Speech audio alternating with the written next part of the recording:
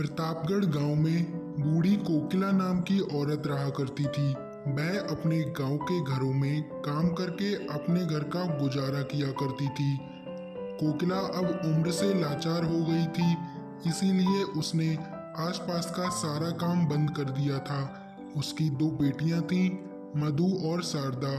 मधु बच्चों को ट्यूशन पढ़ाकर अपना गुजारा करती और शारदा कपड़े की मशीन चलाकर अपना गुजारा कर लेती थी। मधु बेटा, आज मेरी दवाई खत्म हो गई है। तू काम पर जा रही है तो मेरी दवाई भी लेते आना, नहीं तो मैं बहुत ज़्यादा बीमार हो जाऊंगी। माँ, मैं काम पर तो जा रही हूँ, लेकिन मैं आपकी दवाई नहीं लेकर आ पाऊंगी। जब देखो तब आप मुझसे ही दवाई मंगाती हो। कभी शारदा से भी कह दिया करो। मधु बेटा, अभी तो थोड़े दिन पहले ही शारदा से पैसे मांगे थे, अब तो पैसे मांगने में भी शर्म आती है। माँ, मुझसे अब इतना खर्चा नहीं झेला जाता है, मैं ये सब अब नहीं कर पाऊंगी।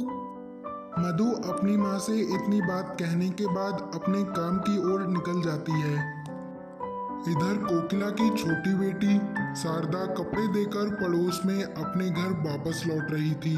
तभी रास्ते में वह सोच रही थी, चलो थोड़े से तो पैसे हो गए, माँ को भी दे दूंगी और अपने पास रख लूंगी। उधर एक दूसरे गांव का लड़का आवारा बंसी वहां पर बैठा हुआ था, जो शारदा को हमेशा परेशान करता रहता था। अरे वाह, आज तो सुबह सुबह अपनी होने वाली पत्नी के दर्शन हो गए, आज तो दिन अच्छा ही जाएगा। शारदा बंसी को वहां देखकर डर की वजह से बहुत ज्यादा सहम जाती है और बंसी से कहने लगती है, तुम यहाँ क्या कर रहे हो? शारदा, ये गांव तुम्हारा अकेले का थोड़ी नहीं है, ये गांव तो मेरा भी है। मैंने सोचा चलो अपनी होने वाली पत्नी से मिल तो लूं।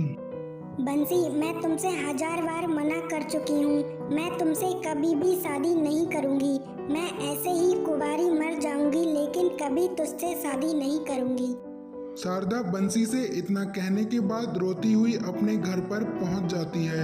यह देखकर उसकी माँ बहुत ज्यादा डर जाती है और शारदा से पूछने लगती है, शारदा बेटा, क्या हुआ? तू क्यों रो रही है? माँ, जब मैं पड़ोस में घर कपड़े देकर वापस लौट रही थी तो वह आवारा बंसी मुझे मिल गया और मुझे परेशान करने लगा।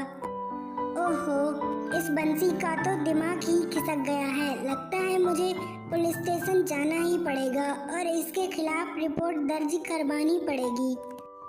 माँ, बंसी बोल रहा था कि मैं तुझसे ही शादी करूँगा और कभी भी तेरी शादी किसी और से नहीं होने दूंगा। शारदा बेटा, तू बिल्कुल भी चिंता मत कर, जब तक तेरी माँ जिंदा है तब तक ऐसा कुछ नहीं होने दूंगी और तेरी शादी बहुत अच्छे घर में करूँगी। माँ, मुझे ऐसा लगता है कि बंसी मेरी शादी कहीं पर भी नहीं होने देगा। वह मुझे बहुत ज़्यादा डराता और धमकाता रहता है।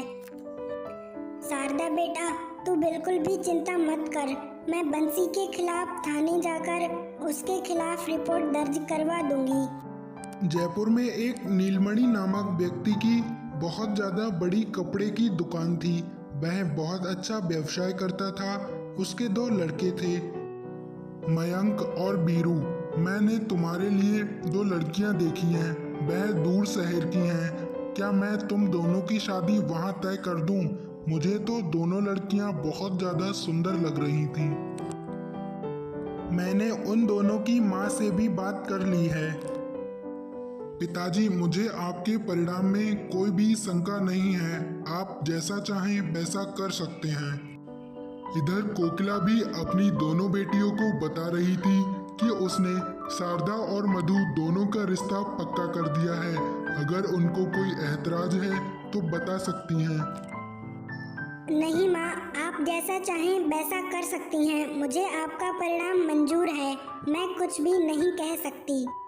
जब यह बात शारदा के आशिक बंसी को पता चली तो वह बिना सुने समझे शारदा के घर पर आ धमका और उसकी माँ से कहने लगा, कोकिला, जब मैंने तुमसे कहा था कि शारदा की शादी सिर्फ मुझसे होगी और मैं शारदा की शादी किसी से होने भी नहीं दूंगा।